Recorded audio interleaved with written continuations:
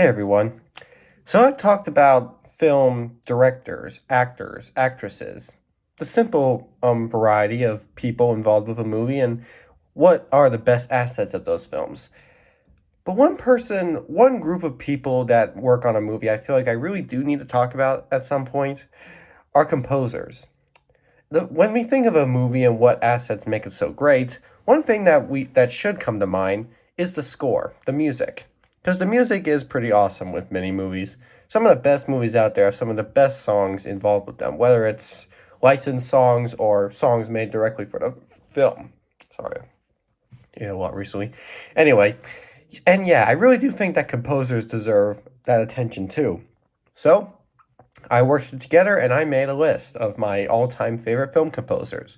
It wasn't easy to do. I originally didn't know if I wanted to do it since it was going to be hard to look at, but it took some time and I have it.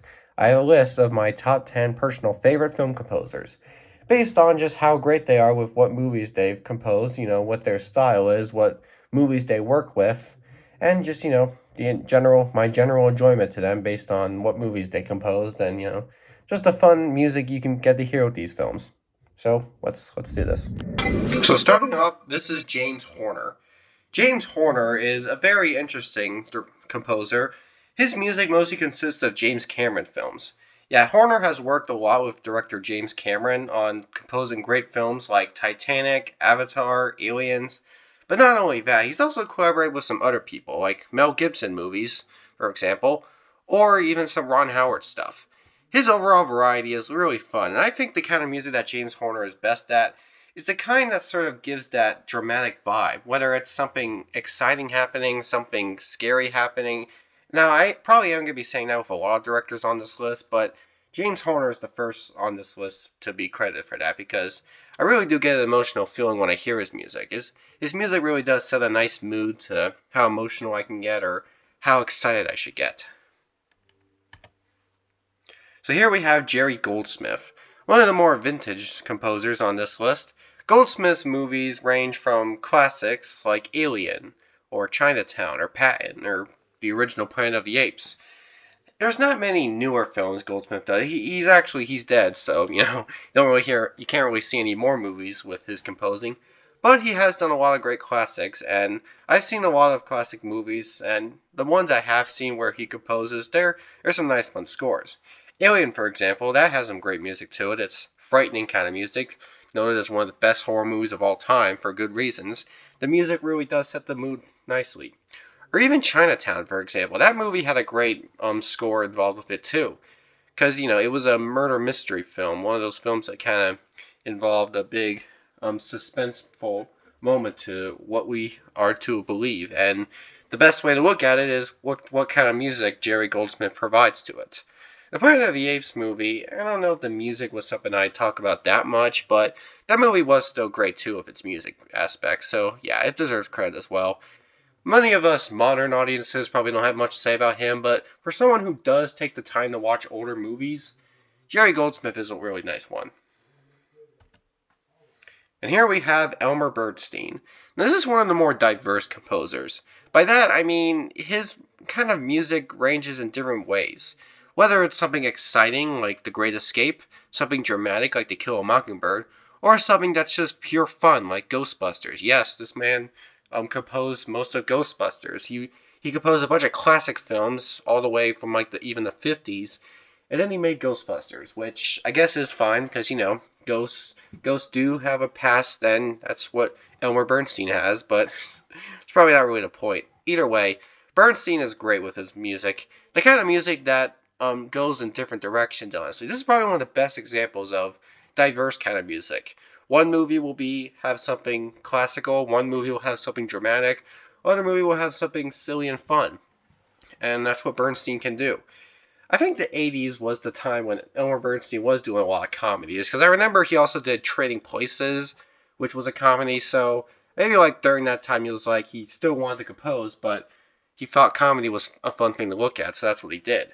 But even in his newer movies, and by newer I mean 80s and 90s, he does still like to keep that classical vibe to it. So yeah, I think Elmer Bernstein's best work is diverse and classical. Vintage, more say. He's vintage, even when the times are not needed for that. Good old Howard Shore. As you can see, Howard Shore is responsible for composing some of the greatest movies of all time, the Lord of the Rings films. Yes, all three of these movies, and as well as the Hobbit films, though those don't get as much credit as others, have this man to thank for their amazing music. I mean, come on, like, yeah, the music is great, okay? Each movie has the same kind of music involved, but it's so damn great, I can't complain. Normally I would say it's the same music, but it's a trilogy, okay? They're all meant to have the same vibe, and the music never gets old when I hear it in this movies. These movies use this music for such great adventurous and fantasy vibes, and Howard Shore just does great with that. He also does great with, I guess, some of his other films. I mean, Departed, Seven, Silence of the Lambs, yeah, but Lord of the Rings is probably where I put most of my focus on because these movies, he really does set a great tone to the fantasy aspects involved with them. Even the Hobbit movies are great with that too. Yeah, I know the Hobbit films are not nearly as amazing as the Lord of the Rings movies, but in terms of music, they do slap just as hard. So I think Howard Shore can be one of the best things to look at with these Hobbit films, even if many people see them as too inferior to love. Mr. Iconic Danny Elfman. Everyone knows who Danny Elfman is because, his best work ranges mostly from collaborating with great director Tim Burton. Tim Burton has a lot of people he collaborates with. It's him, Johnny Depp, Helena Bonham Carter, and Danny Elfman. They're like the four who appear in a lot of movies. I mean, when you get a Tim Burton movie, these four are usually who you expect. But most so, even when Tim Burton first began, he had Danny Elfman on his side. With his first successful film, Beetlejuice, to all of his other great stuff, to many of Burton's other newer films still having him as the composer, he practically composed every film that Tim Burton made. Now, aside from Tim Burton's filmography, what other movies did he compose? Well, he is responsible for the Spider-Man films, the original trilogy of Spider-Man movies. Those get a lot of attention. So yeah, we have this guy to thank for that music. And honestly, yeah, it's good to know because the music in the Spider-Man movies are pretty fun. I have said a lot before about how I find the older trilogy movies a little inferior to what some of the newer Spider-Man has to offer. But in terms of music, I guess I can say that these movies do have the best of it.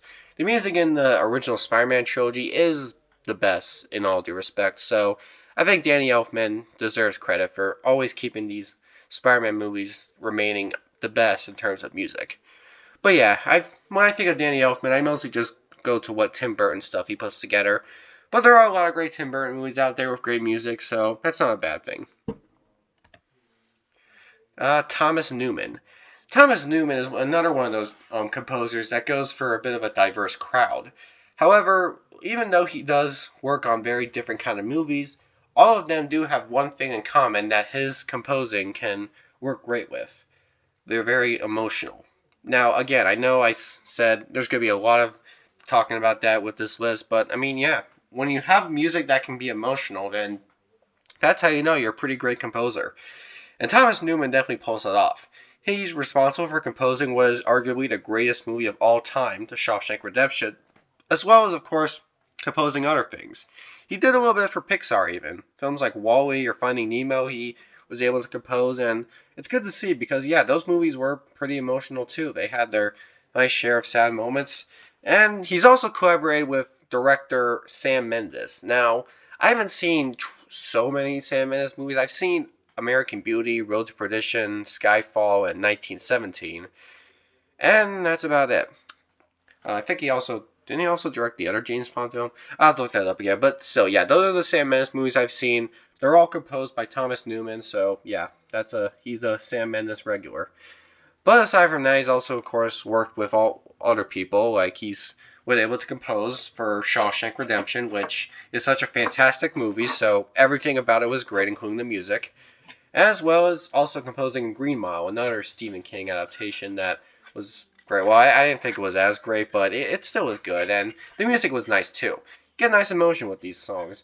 Yeah, the songs he composes just really set a nice emotional vibe to it. Honestly, he's probably objectively one of the best composers of all time, and to my list, he is number 5, so yeah, I think I can also agree he's pretty great.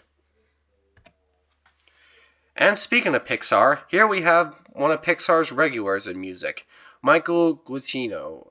If I pronounce that last name right, if I pronounce it wrong, you'll probably yell at me, but I'm trying my best, okay? Michael, I'm not going to try anymore. He, of course, composed a lot of Pixar films. He composed Up, Inside Out, Incredibles, Coco, Ratatouille, and not only has he composed those films, he's also worked with other things, like Spider-Man movies, for example. He is the one responsible for composing the recent Tom Holland Spider-Man film, which I had so much fun with. I know it gets criticized nowadays for being overly fan service. I mean, when it first came out, everyone was happy for it, but now that it's like a few years old, we're just like, too much stuff going on, too much fan service. Whoa, I don't care. Tim McGuire's better. But I'm gonna keep my hopes for what I say about the movie. Yeah, I think the best way to look at his music is uplifting. I think that's the best way to describe what he does. He makes music that's uplifting, whether it's exciting, epic, or just gives a nice vibe to, being up there, having the hopes of not giving up and going strong, because that's kind of a theme you get with all these films seen here. Going up, being strong, not achieving what you want to achieve, not giving up. And that's kind of the music that this guy puts together. And with it being a lot of Pixar films, it's pretty easy to tell. Because, yeah, Pixar movies are all about standing up, getting good, having hopes. Pixar's great for that, so the composer must be too. Here we have another iconic composer, Hans Zimmer. Yes, everyone knows who Hans Zimmer is. He's one of the most iconic composers of all time, and for good reasons. He's made so many great films in composing. He composed the Dark Knight trilogy, he composed Inception, another Nolan film, he composed Disney's Lion King, the Dune movies. I mean, come on, how can you not love this man from all the stuff he's worked on? His music is just so exciting, you must say. It's like action-packed, epic. It's epic. That's the word for it, epic. He's an epic composer. And I know a lot of these composers are epic, but he especially is pretty epic. The Batman movies are epic. Christopher Nolan's majority of his other movies are epic that he composed. The Dune movies are epic.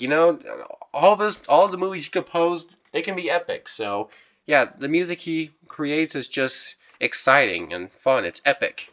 It's something that you can't ignore. It's that kind of music that's just, really excites you, right? It's exciting. It's epic and exciting. I just thought of that right now. Epic is a word to describe his music, but exciting I think would also be another word. In all due respect, I think exciting would work better as a word now that I think about it because, yeah, he is pretty exciting.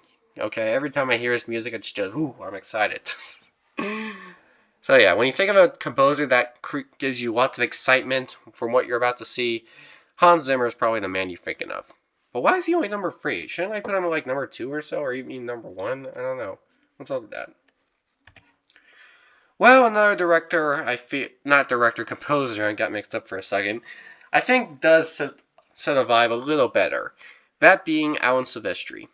Alan Silvestri has collaborated mostly with director Robert Zemeckis, who I love. He's composed most of Zemeckis' movies, Forrest Gump, Back to the Future, Roger Rabbit, Castaway, and yeah, because of how many great movies Robert Zemeckis has and how great the music in all of them is, it's hard not to love it. And then there's of course other films he composed. I keep saying directed, what's wrong with me? Anyway, the frickin' Avengers movies. He was responsible for composing those. Yes, when we think of the exciting, awesome music that those movies had, this man's the guy to thank for it. And yeah, the music is pretty exciting. I think maybe he could also work as exciting, or maybe epic more say. This guy is the guy who makes the epic music. I was talking about Hans Zimmer being epic, but then I changed my mind real quick. I think epic is better to describe for this man because the music in Back to the Future, Forrest Gump, or the Avengers movies are pretty damn epic. And yeah, because of how epic they are and how just exciting these movies are, I just think Alan Silvestri has a better thing going on for him because, yeah, this man has composed a lot. Alright, he's composed stuff for Zemeckis, stuff for Marvel, and I just really get a great vibe every time I hear it. These movies are just so feel good and fun to watch, and with the music is one of those reasons, so Alan Silvestri has to be thanked for it. Okay, so he's number 2. Does that mean... who else would it be, okay? I don't know how anybody else could be number 1. Anybody going into this list could not have expected anybody other than John Williams to top the place because, for God's sake, it's John Williams. He collaborates with Steven Spielberg all the time. He made the Star Wars movies music. That's enough, alright? For composing all of Spielberg's films, as well as all the Star Wars movies, that's enough to know this man's awesome. Because Star Wars is such great music. And most of Spielberg's movies have him as the composer, and those movies just have such a great vibe to the music. So, I mean, he works in different ways. Every style of music you would want for a movie, he'll put together. He'll make something epic, emotional, exciting. All of that will be seen in all at once. Even he'll even combine all of those in the same film. Because, like, come on, it's John Williams. This guy has composed so many movies. I think he's still wanting to go strong to this day. He's talked a lot about retiring, but I don't know. I feel like he's going back and forth on that. I don't care. He can retire all he wants. Okay, he should. He's been retired. This man has done too much for us. Like even before like this century, this decade, he's already composed so many great films. So yeah, he really doesn't need to be proving anything else. He's already a masterpiece of a composer. Because, like, seriously, I mean, he cannot just be number one on my list. Anybody who want to make a list of the best composers will definitely have to put him at number one. Otherwise, they aren't thinking right. Okay, maybe I'm thinking too much into it. He's definitely my number one, that's for sure. He should be everybody's, but maybe I'm being too harsh on that. So, in other respect, it's obvious he's my number one.